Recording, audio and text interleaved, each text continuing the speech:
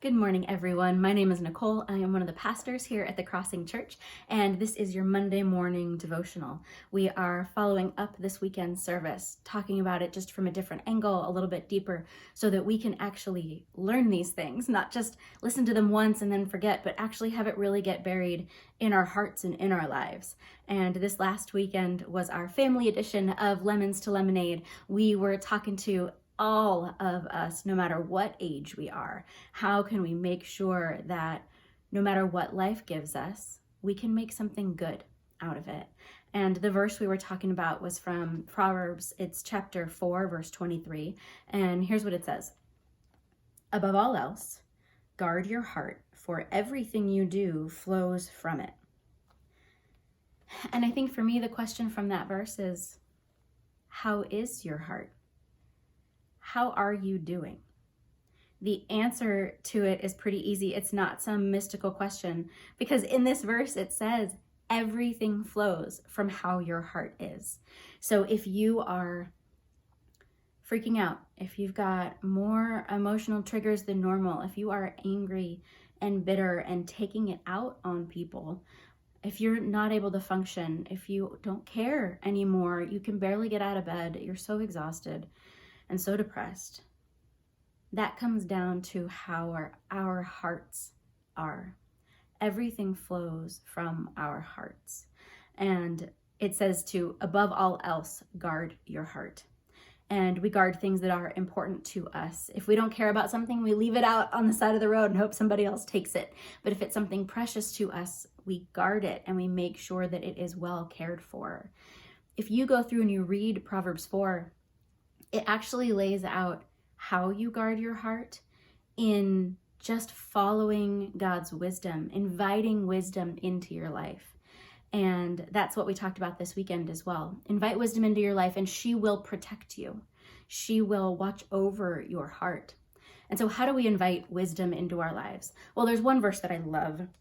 That is Philippians 4:8.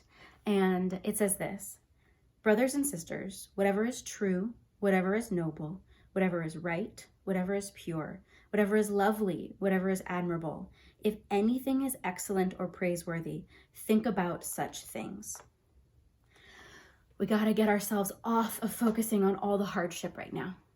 We've got to get ourselves off of the train of being angry with each other, about being misunderstood, and we've got to invite understanding into our own hearts. We've got to invite these good things into our own awareness so that this is what we are focusing on. I think for me, there's really 3 things that I am trying to regularly do to help me guard my heart. The first one is reflection, a time of reflection.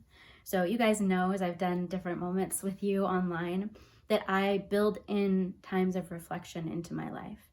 We got to look back at how did the day actually go? Where did I partner with God's Spirit? Where did I fight it? And how can I do better next time? We also need to build in rest, actual rest, not when we're home worrying, because that's not actual rest, but where we are truly offering back to God his responsibility for the world, that we're not responsible for the world, and that we really do rest. And maybe for you, rest is taking a walk. Maybe it's taking a nap. Maybe it is playing golf. Maybe it is gardening. Whatever it is that is rest to you, we got to build it in. This is how we guard our hearts. And then the last one is relationships. Andrew and his son Evan talked about this.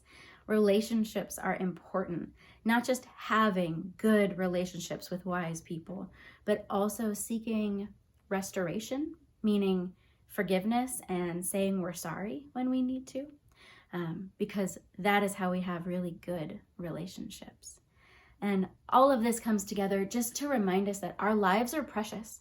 No matter what the situation is that we are in, this is our life. This is it, and I don't want to waste it. I don't want to let my heart be hardened. I don't want to forget that every single day is precious. And God planned for each of us to be alive right now. And you're meant to be the one who is alive, bringing God, Jesus, love, purpose into the world right now. And don't you forget it. I want to leave just with this one last thought. So there was this theologian a long time ago, St. Augustine, and he was talking about the first miracle that Jesus did. And, the first miracle that is recorded that Jesus did was turning the water into wine at a wedding. And I've heard that a bunch of times, maybe you have too. But what I thought was really interesting about this reading of that miracle was that, yes, it was a miracle that Jesus turned water into wine so quickly at that wedding, but that it's always a miracle that water turns into wine, that we can make wine in the first place, that we have all these amazing things that happen in the world every single day, and we forget to see them as miracles because we're so used to how they work. But that every day is full of miracles. Every day is full of things that we can find gratitude for and that we can see with fresh eyes. There's this book that I love.